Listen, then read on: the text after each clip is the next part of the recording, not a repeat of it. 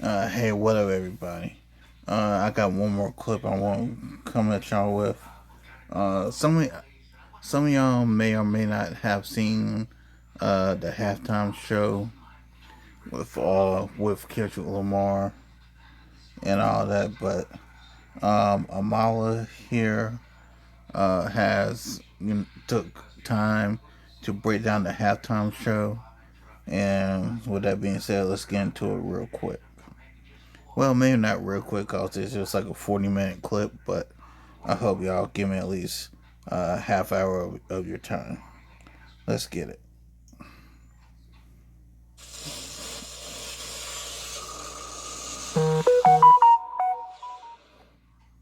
Well, it seems as though the Kendrick Lamar halftime show must be discussed, and there's no better person to talk about it than your girl.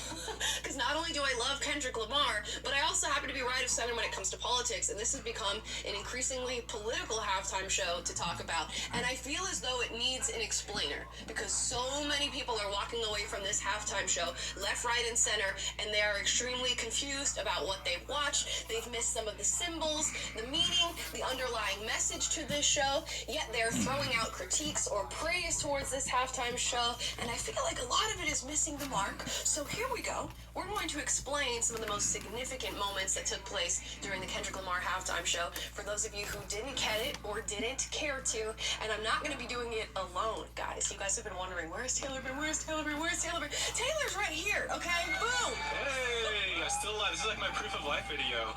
Yeah, people have been thinking you got me locked in a dungeon somewhere, but yeah, here I am, guys. Yes, he's still on the show full time. This actually works, okay? Because I was hyped for this Kendrick halftime show. I cannot tell you. Me and my sister were running around LA trying to find a bar that had good TV so we could watch this halftime show. I'm going to show you a clip of what we were experiencing when this was happening on. While everybody else was saying, I don't understand what he's saying. What's going on? Why is this guy have a halftime show?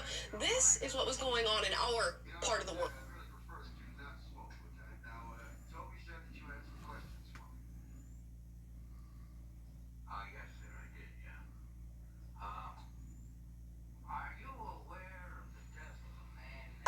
Dude, when I tell you the energy was absolutely insane, you could hear A minor all the way down the block. Every single bar that had a TV was screaming, certified lover boy, certified pedophile. Okay? You heard that? A minor. I think all of Sorry, I Los had to Angeles do it. could hear the phrase A minor. Not to mention that stadium, although we're getting mixed reviews there. Some people are saying the stadium didn't really know what's going on.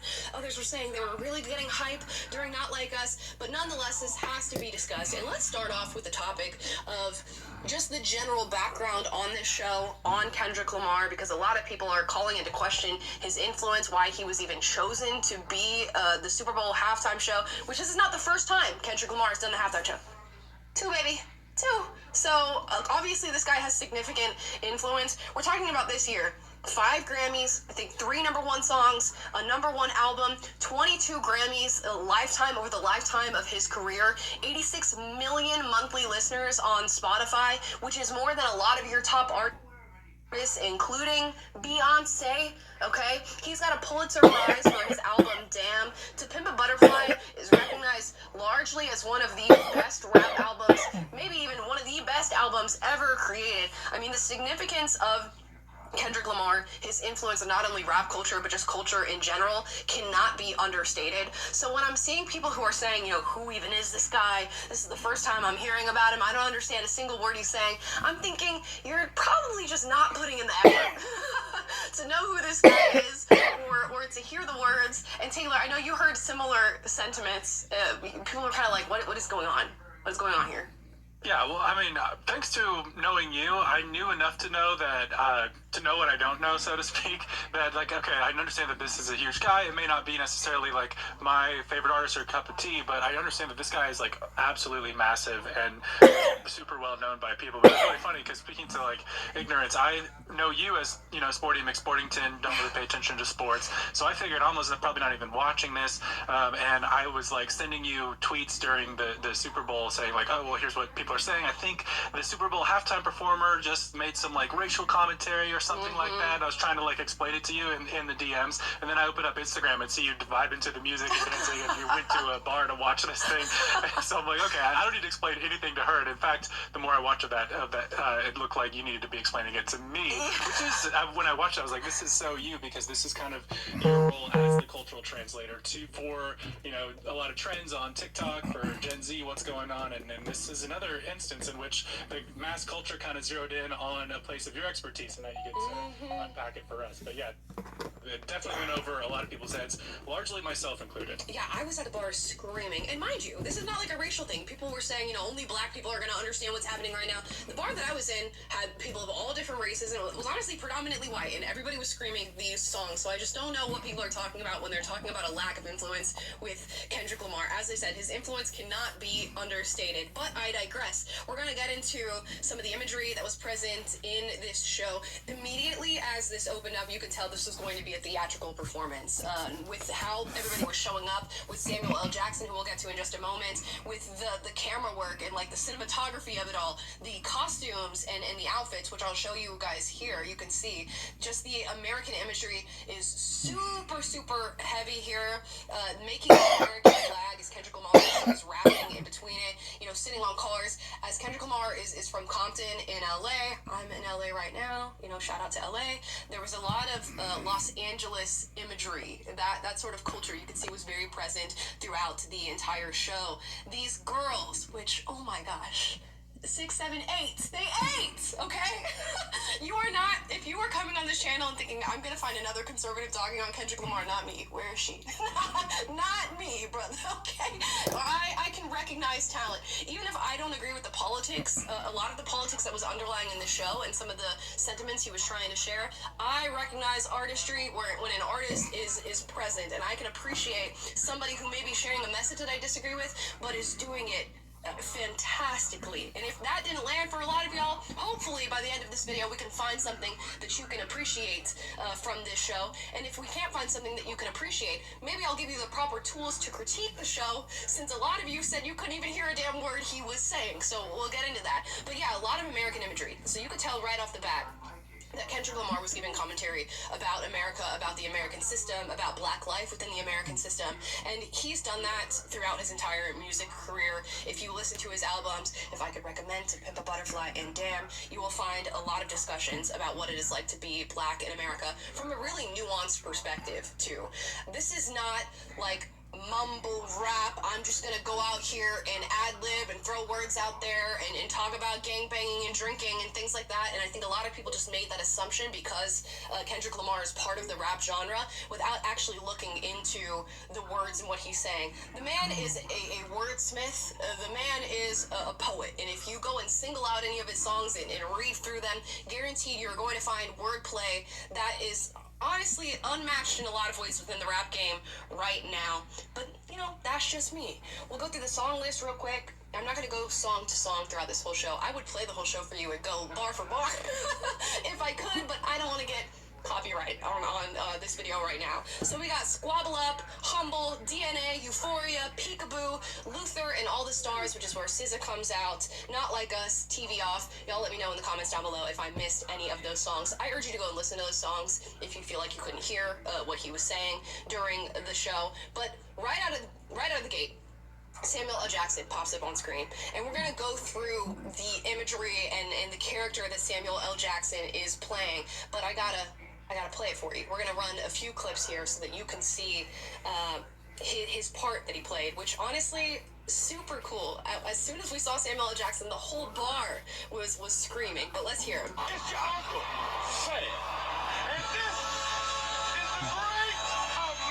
is the Great American Game. Okay, it's your uncle, Sam. And this is the Great American Game. And you'll see the stage is like a game controller, and you can see like the games being played as they're setting up for Kendrick to be on stage. A lot of people have found some like Squid Game imagery in the costumes and in his dancers. Now, I didn't watch Squid Game, but I know that show is a big critique on capitalism and sort of utilizing the poor and the elites taking advantage of them, and this sort of fight that we all have to get money, this materialistic fight that we have under a capitalist system. So I imagine there's commentary in that, especially when Samuel L. Jackson says, "It's your uncle, Sam, and, you know, welcome to the American game." He's likening everything to a game. He's pointing out the system, kind of like a game system. He's also at the game, which is the Super Bowl. So there's a lot of layers there. Now, with Uncle Sam, we all know Uncle Sam is used as like this pinnacle of American culture, American propaganda in a lot of ways. And Samuel L. Jackson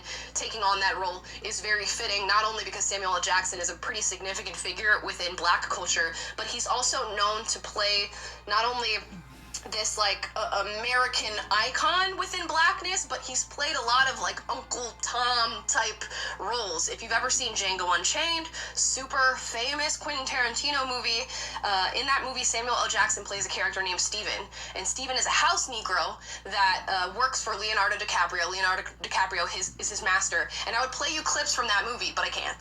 The use of the N-word is it's fluidly being used all throughout that film, but I'll show you just a little GIF or meme, however you pronounce it, whatever, from the movie. That's Steven, that's Samuel L. Jackson's character, and his master, Leonardo DiCaprio, after he's died, and he's crying over his master. And Samuel L. Jackson, as Steven in this movie, is upholding whiteness and white supremacy, and that makes sense as to why, you know, he's now going and calling himself Uncle Sam, and he's also Uncle Tom, and throughout this halftime show, he's sort of keeping Kendrick in line, saying, "Kendrick, you're getting too loud, you're getting too ghetto, you know, you need to keep it calm, I like when things are calm," and he's critiquing and taking away points in the game and life in the game, and that's exactly what a Black person who's playing into white supremacy would do. Now, do I agree with those politics? No, I do not. In many ways, y'all have called me an Uncle Tom through and through, okay? And Aunt Jemima ass bitch, one of y'all called me. But I understand exactly what Kendrick is playing with when he brings out Samuel L. Jackson.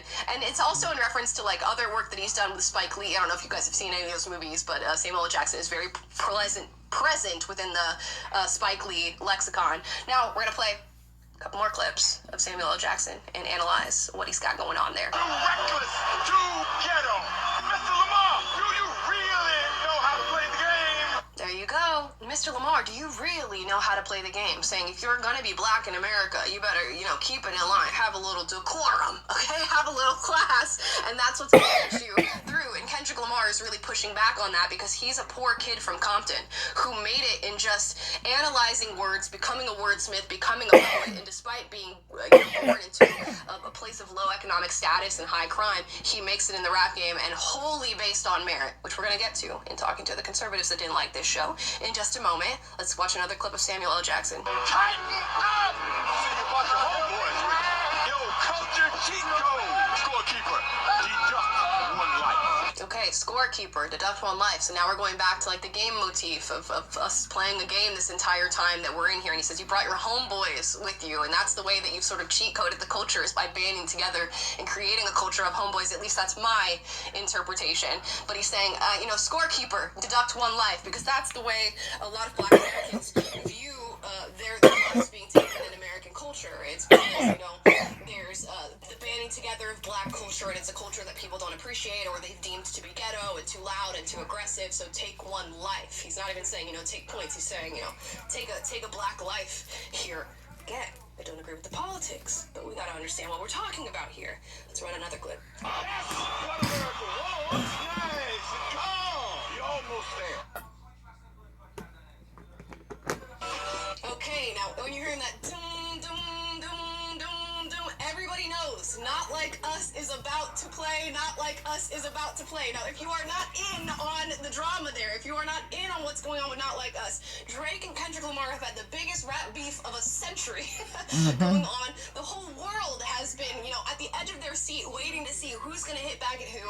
And it's been largely, you know, unanimously decided for the most part that Kendrick Lamar has won this rap beef. And we are waiting for him to be at the Super Bowl. He's won Grammy after Grammy over this song Not Like Us, which is completely dogging on Drake. Is he going to play it at the Super Bowl? And it was a will he, won't he type of thing. Now, he brings out SZA, and they do these like sort of nice melodic ballads, Luther and all of the stars. It's calm. So Uncle Sam, Uncle Tom is saying, good, we love when Black people are calm. Keep it calm, keep it calm. And in the back, that motif from Not Like Us starts to play, and Samuel L. Jackson, Uncle Sam, is going, oh no. He's about to like bring in the beef, bring in the transgression, bring in the aggression, them going back and forth, them battling, and Not Like Us is about to play. So it's a crescendo of this show of like, oh my gosh, he is actually going to play this song, and he's teasing the crowd the whole time. And we'll get into those teaser moments, but that is the role that Samuel L. Jackson plays. And I know, Taylor, you said as soon as I saw him, I understood this was going to be a commentary on America and that Uncle Sam get up. Yeah, but there is kind of like the double significance of the Uncle Tom situation. I think that was a very pregnant pause when he was like, it's your uncle, Sam, seemingly like, I don't know, maybe I'm reading into it there, but it seems like that was to imply that, think about that word uncle, I'm implying Uncle Tom as well as the Uncle Sam situation. And then you get into a much broader commentary. I think a lot of conservatives who see this maybe just say, well, oh, okay, well, this is, this rapper is kind of politicizing things, and he's parading Samuel Jackson out there to give this like kind of anti-American thing, but it's really, there's more nuance to it than that, and it's not just purely about like, oh, America bad, let me, crap on America for a few songs or whatever. It's a much broader commentary that has to do with this Uncle Sam component as well. Yeah, and it's just like, okay, if you don't understand it from his perspective of like of blackness and the whole view of white supremacy and the propaganda in that lens, I think there's plenty of other ways that we could think about like the Uncle Sam influence in our lives and how the government is not necessarily upholding our standards anymore in a lot of ways. And hopefully that's a change that's happening under this current administration, in my view. But certainly that would not be the view of Kendrick Lamar, which is another interesting element to this. He's performing this entire show with all this American imagery and symbolism in front of the president, which I'm sure he took very seriously. And in the show, of course, he says this: the revolution is about to be televised. You picked the right time, but the wrong guy. Now, this could mean a lot of different things. You pick the right time in that, this is the Super Bowl. This is the middle of the game. This is where everything happens. The wrong guy in that, I'm not going to come here and just be a symbol of the music industry and of what you want me to be and of what Uncle Sam and Uncle Tom is telling me right here in Samuel L. Jackson. I'm going to be what I want to be. You picked the wrong guy. He could also be saying you picked the wrong guy in this election. A lot of people have been speculating as to whether or not that's the meaning behind what he said. I don't know. I lean more towards the first one than the latter. But again, we know the politics of Kendrick Lamar, so could go either way on that. But he really took this moment. A lot of people are saying he made it all about the beef with Drake. I think he really took this moment to lay out his view on America as symbolically as he could, and then sprinkled in that Drake diss at the end to really just drive it home and have the show come to a crescendo and give the people what they want. Now, the thing is, people will say this is like such a prolific show, it's so amazing, but the people who got the symbolism were going to get the symbolism and were already on his side. The people who didn't were already not going to get it, and it's not going to bring anybody over to, what he's saying. I do like that he took his moment to, express himself, and I like when art is transgressive and does something cool and it's not like a cookie cutter, and I think a lot of people are expecting, if you're going to do the Super Bowl, like, make it cookie cutter, make it a crowd pleaser. This guy's not a crowd pleaser. We shouldn't have had him on. But again, I cannot understate the cultural significance of Kendrick Lamar. Even if you're not somebody who listens to him, maybe you should take this Super Bowl moment to sort of tune in and go, even if I don't care about this or I don't like rap music, what is it that people are finding in this that has value?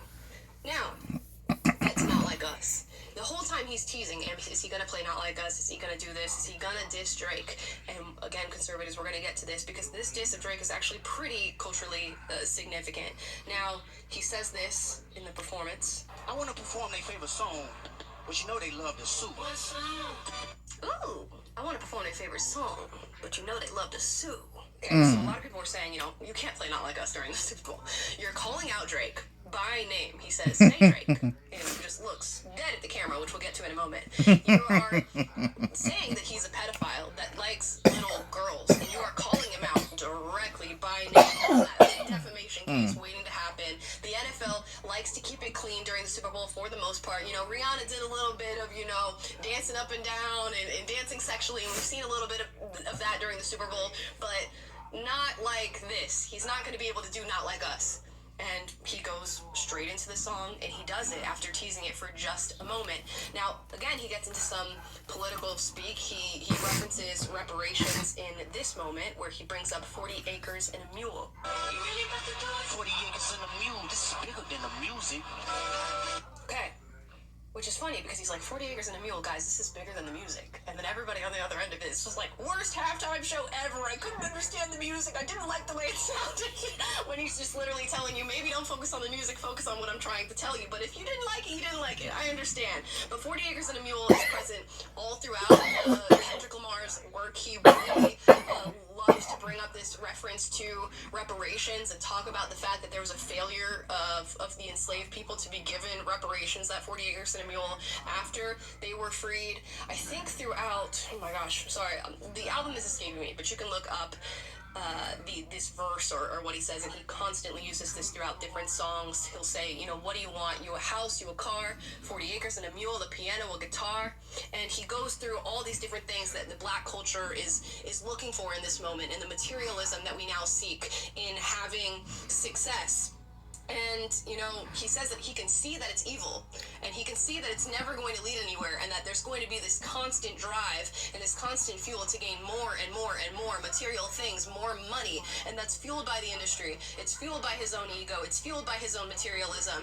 And maybe he brings it back to that 40 acres and a mule and saying, you know, this could be like the root of where something begins. Maybe the failure to get that reparation payment is what brings about the drive that now currently exists.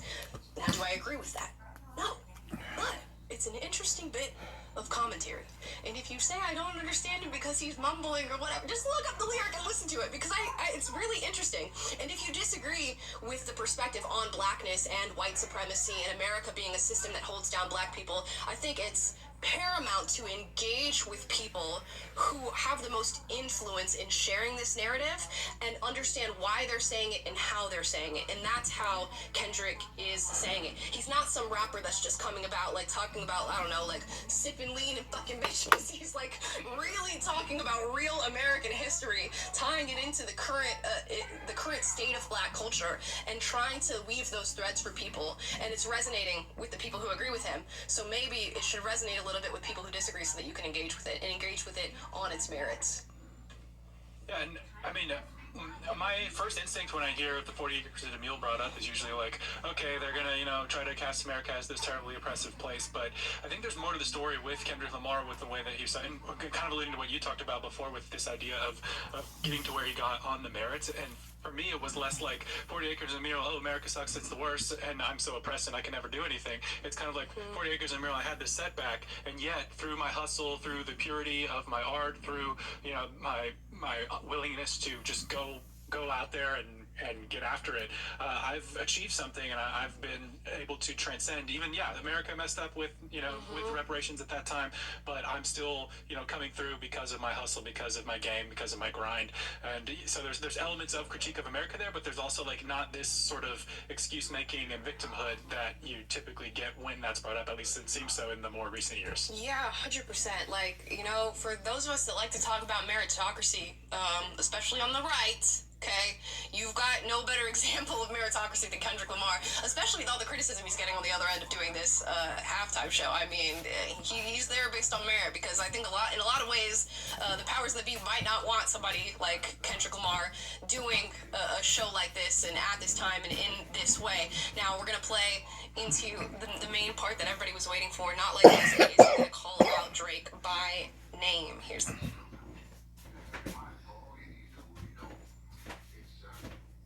Okay, we can't play much more because I don't want to get the copyright, but when he goes, "Say Drake," and smiles directly at the camera, he did not give that was diabolical, he bro. was calling him out by name, and I mean, that moment is going to be screenshot, meme, GIF, whatever, however you say it, for all of eternity, for the rest of Drake's career, most definitely. And I gotta share this moment here. Drake, you might as well just retire, bro. Seriously. Might as well retire. That says, Kendrick Lamar slammed for worst halftime show ever during Super Bowl 2025 performance. And it's Drake typing. It's Drake typing the headline. Where was Drake during the Super Bowl? Y'all let me know. I don't know. Was he at the stadium? I feel like Drake would be big enough to be at the stadium, but this also might be one where if you're Drake, you want to stay away. It's not the time. It's not the place. Or maybe they put him in his own little VIP box, his own little cushioned box where he can crash out, but not for the world to see, because my goodness. So he plays Not Like Us.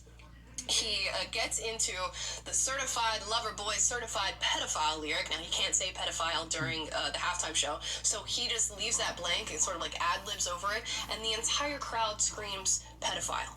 The entire bar I was at screamed pedophile. The whole block screamed pedophile. And we'll get to conservatives in a moment who are shitting on this show and why it is so important that Kendrick Lamar got on that stage and referred to Drake as a pedophile. But in doing that, he also brought out Drake's ex-girlfriend, Serena Williams. And Serena Williams decided to get out there and she crip-walked. She crip-walked. And you know, I think Drake was particularly down bad about Serena Williams. So to bring her out and have her do that, have a grown-ass woman come out and a crip walk on you as they're talking about your affinity for liking young girls is just crazy. Now, some people might call it petty. Some It people might call was it peak pettiness. And I'd be inclined petty to agree. but funny as But hell. It really represented a moment. And it tells you Kendrick is going to go full bore. He's not going to go half-assed on anything. He's just going to go for it. And I think for Serena Williams, this was a significant moment in her career as well. Because back in the day, she'd won a tennis match of some sort. And she was Wimbledon. walking. And this was her like little celebratory dance, and she was really criticized for doing this. They were saying it was not classy, it was ghetto, it was too loud, you know, the same things you're hearing from Uncle Sam Tom, okay, Samuel L. Jackson, out on the stage there. And she gets this redeeming moment of being out there on stage during the Super Bowl halftime show, and I'm going to crip walk right in front of all of you, being Serena Williams, being the person that I am, being one of the most loved female athletes of all time, and I don't care, I'm going to own this part of my culture. Iconic. Iconic, to say the least. And I can add a little there too that this happened at Wimbledon, which is like it's in the UK. It's one of like the OG tennis things. Everyone has to wear white. Everything's very prim and proper, and like speaks to that sort of like high culture. So it sort of plays into that same theme of the Uncle Sam. Oh no, black people behave. Don't be loud. Don't be exuberant. Don't do your thing with your culture. So it's an extra juxtaposition there with the fact that it was Wimbledon in particular where this happened. So there you go. I mean, that explains the Serena Williams moment. Now, people were calling that petty and saying, that means that Drake is still living rent-free in your brain. I think it was a redeeming moment for her for probably multiple reasons. Plus, I think she's, like, married with kids. I don't know that it was all about Drake, and that's the thing. We need to analyze beyond these moments. And even if it was all about Drake, why is this such a culturally significant thing for people, and why do people care so much, and what does it mean? And that's a really powerful thing. Now, he goes from Not Like Us to TV off, and people were saying, what's this? Here's a viral tweet. Let me just read it. Kendrick Lamar says turn his TV off before ending his Super Bowl halftime performance. He should have told us at the beginning of the performance. BFFR. Just for a moment, look up the stats on Kendrick and look at how many people listen to his music, and then ask yourself, are you engaging with his music on the merit? Like, are you reading the lyrics and finding real qualms with it? Or are you going, I don't like the way this sounds, I don't like rap music, I didn't understand the first sentence he said, so I'm not going to listen to any sentence after that. And then understand why conservatives are often exiled from cultural conversations, because you're not willing to engage with the transgressive, you're not willing to engage with something that you've deemed unlikable, even though Kendrick Lamar is one of the best people to enter the rap game in a very long time, one of the most poetic people to enter the rap game in a very long time. But here's the clip of him ending the show with Turn His TV Off. Turn this TV off. Turn this. Which, there we go. And I think it's also significant of like, okay, now the game controller that started off is off. He's turning the TV off. You're turning the game off. I'm no longer going to choose to engage with the game. I am going to turn off the game. With the Super Bowl, the power is in the viewer. And this is a message that I think conservatives can get behind. We are the ones that uplift these institutions. We are the ones that uplift the elites. We are the ones that uplift these corporations. You can simply turn the TV off. And that's how he chose to end, his show. So super significant imagery in that, but I guess we can make the joke that Kendrick Lamar should have told us at the beginning of the performance to turn the TV off. Hi. And then you think that's a diss. You're coming up with a tweet to diss Kendrick Lamar when Kendrick Lamar has simultaneously pulled off the biggest diss in rap history on American television for hundreds of millions of people to watch. It's like, okay, maybe we sit this one out. Maybe we think to ourselves, this is something I just don't yet understand. and I'm not yet ready to engage with. And I need to, like, you know, go think about that a little bit more and come back to it. And if you're a conservative who wants to critique Kendrick Lamar, I will give you some spark notes as to how I would do that if I were you. I would start off by listening to what he's actually saying, and if you say, I can't understand what he's saying, give it a quick little Google, go to Spotify with his 86 million monthly listeners, and listen to one song that you heard, and then see what you can critique on that. He gave you plenty of critique of the American system, of American history, of American imagery for you to engage with from a conservative perspective and say, I disagree with maybe this like woke outlook on blackness. I mean, just take a look at this image here. He has black people come together, make an American flag. He raps in the middle of it. They have, you know, their fists up in the air. They then crouch over one another in a form of symbolism to sort of say, we built this country on the backs of black Americans and of black men and women. You could have critiqued that. You could have said, I don't agree with this sort of imagery, and I don't think, you know, America is built on the backs of black people, and even if it is, I don't think we're still systemically racist to this day. But instead you said, like, this is a mumble rapper. I can't hear what he's saying, which calling Kendrick Lamar a mumble rapper is like that scene in Inglourious Bastards where they're like, Troy Glazer. It's like, okay, you don't know what a mumble rapper is, because he is the antithesis of a mumble rapper. But okay. So if you want to critique that, critique that. Critique the fact that he says he's going to start a revolution and the revolution's going to be televised. Critique that. Critique the fact that he had a moment in front of the president and chose to put this like sort of American imagery out there and give this massive critique of American culture. Critique the sort of white supremacy notes and themes that he's accusing America of having all throughout. Critique the fact that Samuel L. Jackson is being utilized as an Uncle Tom. Critique the sort of boxed way in which he's viewing the black intellect and how black people are allowed to show up in politics and how they're allowed to view black culture and being ghetto. Those are valid critiques. That's what I would give you as your spark notes here.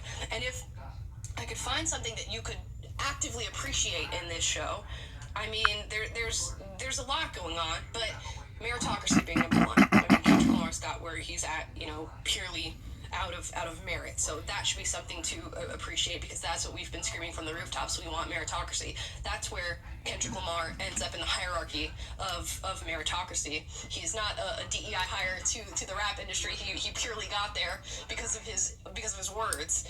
Also, not like us in the calling out of Drake, which people are minimizing and saying, you just made the Super Bowl about rap beef. He is calling out Drake, one of the titans in the music industry, who has a long-standing career that has just like dominated the sound waves of America for how long, and he's calling him a predator, a pedophile, and a man who likes little girls. I thought that was what we were on as conservatives, was calling out the predators, calling out the pedophiles, calling out the human traffickers, calling out the people who were after minors and protecting their innocence. You could not have chosen a better time and place and a better person to do that to, and to do that, you know, for, than this moment at the Super Bowl and the halftime show. So could we at the very least appreciate that? Not to mention, you know, this is like a deep cut, but the juxtaposition between like male and female culture and, you know, femininity and masculinity that is present all throughout the show. There was a very clear-cut line right down the middle of black men and how they engage in this show, and black women and how they engage in this show. And he calls out the ladies, and the ladies do their, you know, their thing in their feminine. He calls out the men, and the men do their thing in their masculine. Conservatives, y'all are supposed to appreciate that. We're supposed to appreciate that. And all it requires is like digging deeper for just a second, just a little bit, and taking that knee-jerk reaction of I don't like this because it's rap music, or I don't like this because it's ghetto, which arguably, yes, it very much is, and he was leaning into that 100%, and saying, but what is it that people appreciate about this? How did this get as large as it is for him to be the Super Bowl halftime show? Not once, but twice now, and there's a lot there. It's not just mumbling, I promise.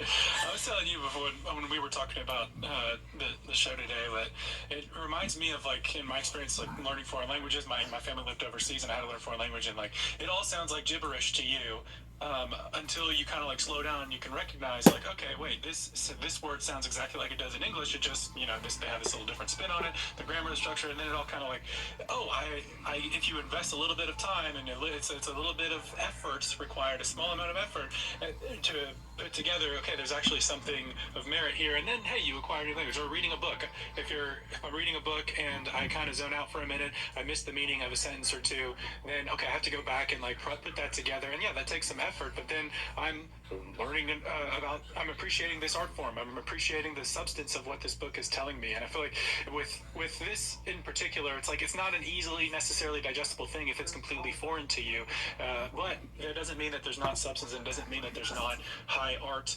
there necessarily. And I feel like you're almost proving Kendrick Lamar right if you're having this kind of pearl clutching, you know, dismissive reaction out the gate, when for so long it's been like, okay, we don't, you know, rap doesn't deserve a seat at the cultural table because it's all about promiscuity, it's all about glorifying violence and all this stuff. And here he is, somebody who's calling pedophiles, who's got something of substance to say about America, about, you know, black people, about black culture, how it's being used, how it might be being exploited, etc. And rather than giving him that seat at the table and saying, yeah, okay, thank you for, you know, taking this art form seriously, we'll take it seriously with you, it's like the immediate reaction is just kind of like, hey, oh, he's mumbling, I don't understand this. And it's kind of like you are kind of proving him right at a certain point. Then you're playing into that exact, you know, Uncle Sam caricature of like, oh, you know, black people, you have to behave a certain way, stay over there. And the reality is like he's transcended that by virtue of the success that he's had in real life, by being one of the biggest artists in the world, by having, you know, as many monthly listeners on Spotify as Taylor Swift right now, which is crazy. So he's proven that there's resonance to what he's saying. He's proven that there's substance to it. And look, I'm saying this not as somebody who's particularly a Kendrick Lamar fan. I mean, maybe I am a little bit more after, you know, you explaining this to me and seeing a little bit more of this. But, you know, in some sense, it's like we got to stop clutching our pearls and start to actually, like, you know, understand what's going on in the culture and appreciate it, even if it's not necessarily for you. It's like, I don't know, it's worth being aware of what's going on, because the more that we kind of, you know, just pull back and say, well, it has to fit this box, or it has to be to my liking. America is really bigger than that. Art's really bigger than that. And you know, if we want to win that middle ground culture, you know, like we have the political high ground right now on the right, because you've won this election, but that's because of common sense solutions to border and to, you know, crime and big issues like that. But if you want to actually win over hearts and minds, if you want to actually have a seat at the cultural table and be part of that conversation, Right. then you're going to have to actually like be literate in these things and be able to engage on that level. And For sure. anyway, so I just think people are by this reaction is just showing that maybe he's actually more right than not in what he's saying. He's kind of onto something. And the thing is like, there's going to be rappers who you listen to where 100% the critiques that you're putting out online right now make 100% sense. They actually are mumble rappers.